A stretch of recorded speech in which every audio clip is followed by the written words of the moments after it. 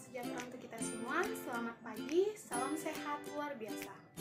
Baiklah, di sini saya akan memperkenalkan diri saya. Perkenalkan nama saya Lydia Irmayani Manurung dengan NIM 1901 01039, Prodi Pendidikan Agama Kristen semester 3 Grup B, mahasiswi YKN Karutu.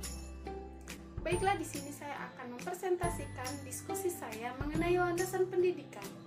Ada 5 poin yang akan saya bahas. Pertama, mengenai landasan pendidikan. Yang kedua, mengenai azas tutpuri handayani. Yang ketiga, mengenai azas belajar sepanjang hayat.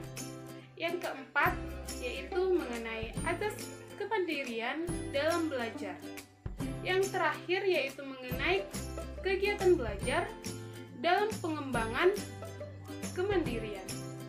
Baiklah, di sini saya akan menjelaskan dalam poin yang pertama yang mengenai landasan pendidikan. Sebelum itu saya akan menjelaskan pengertian dari landasan pendidikan. Landasan pendidikan adalah tumpuan dasar, asas, konseptual yang menyelubungi pendidikan secara keseluruhan. Biasanya landasan pendidikan ini membahas mengenai hakikat manusia sebagai makhluk belajar dalam sosial, aliran pelaksanaan, hingga permasalahan-permasalahan pendidikan. Dalam landasan pendidikan ini juga memiliki fungsi. Fungsi yang pertama yaitu sebagai pijakan utama yang kokoh dan adil untuk memastikan keadilan seperti dalam landasan hukum pendidikan. Karena dalam pendidikan ini memiliki hukum yang sudah diatur oleh pemerintah baik dalam dinas kependidikan. Dan fungsi yang kedua yaitu barometer utama untuk memastikan kualitas pendidikan yang terarah sesuai dengan kebutuhan dan tujuannya. Dalam pendidikan ini kita harus memiliki target ataupun tujuan yang harus kita tempuh.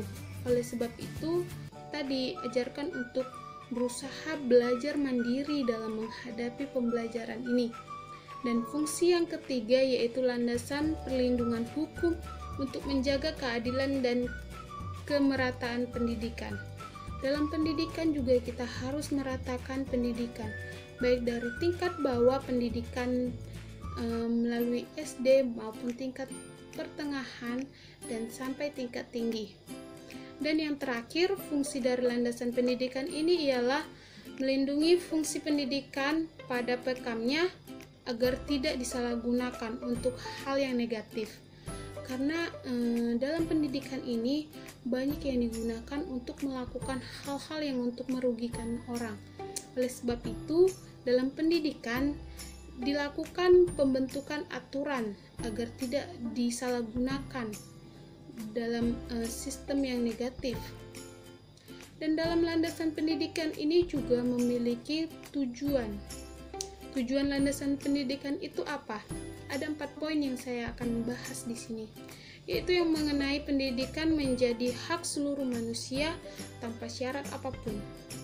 Dan tujuan kedua, parameter pendidikan baik dari segi kuantitas maupun segi kualitas bagi seluruh umat manusia. Dan tujuan pendidikan yang selanjutnya, yang ketiga, yaitu terjaganya hak pendidik bagi seluruh kalangan tanpa terkecuali. Dan tujuan yang terakhir, pendidikan berfungsi sebagaimana mestinya, yakni menajukan dan membantu manusia untuk tidak disalahgunakan untuk hal-hal yang negatif. Jadi, pendidikan merupakan salah satu hak dasar manusia dan berpengaruh besar untuk kehidupan seseorang. Selain itu juga, pendidikan adalah modal yang paling berharga dibandingkan dengan nilai harta kekayaan seseorang. Ada 5 poin landasan pendidikan yang akan saya bahas. Yang pertama mengenai landasan yuridis pendidikan. Yang kedua yaitu landasan filosofi pendidikan. Yang ketiga yaitu landasan psikologi pendidikan. Yang keempat, landasan religius pendidikan. Dan yang terakhir, landasan sosiologi pendidikan. Saya akan menjelaskan secara satu persatu. Yang pertama yaitu mengenai landasan yuridis. atau landasan hukum pendidikan adalah seperangkat asumsi yang bersumber dari peraturan perundang-undangan yang diatur oleh pendidikan, yang bersumber dari yang berlakunya sebagai tolak ukur dalam rangka pengelolaan atau penyelenggaraan dalam kegiatan pendidikan dalam sesuatu sistem pendidikan secara nasional. Karena dalam landasan pendidikan ini memiliki aturan-aturan yang sudah diatur oleh perundang-undangan, yang sudah disahkan oleh Menteri Pendidikan. Dan yang kedua mengenai landasan filosofi pendidikan. Landasan filosofi atau filsafat pendidikan merupakan landasan yang berkaitan dengan makna atau hakikat pendidikan yang berusaha menelaah masalah-masalah pokok dalam pendidikan. Seperti apakah pendidikan itu, mengapa pendidikan diperlukan, dan apa yang seharusnya menjadi tujuan pendidikan, dan yang lain-lainnya. Yang kedua mengenai landasan psikologi pendidikan. Landasan psikologi pendidikan merupakan asumsi-asumsi yang bersumber dari hasil studi disiplin psikologi yang dijadikan titik tolak dalam rangka praktik pendidikan. Dalam landasan pendidikan ini juga harus mengikutsertakan dalam landasan psikologi pendidikan, karena itu penting untuk menyangkut pautkan dalam 5 poin yang sudah saya jelaskan tadi. Dan selanjutnya kita akan membahas mengenai landasan religius pendidikan. Landasan religius pendidikan untuk membangun ilmu pengetahuan yang menguatkan keberagaman keyakinan atau keimanan peserta didik.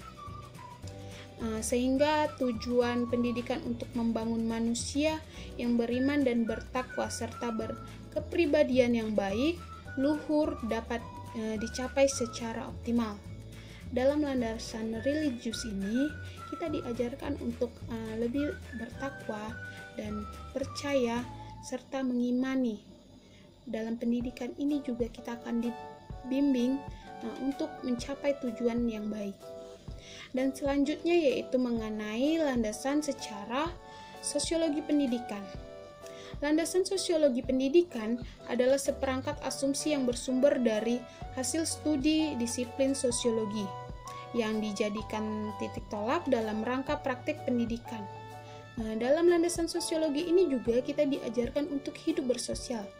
Dan dalam landasan ini juga kita diajarkan untuk lebih disiplin baik di tempat kita maupun di tempat yang lain. Selanjutnya saya akan menjelaskan mengenai azas Tutwuri Handayani.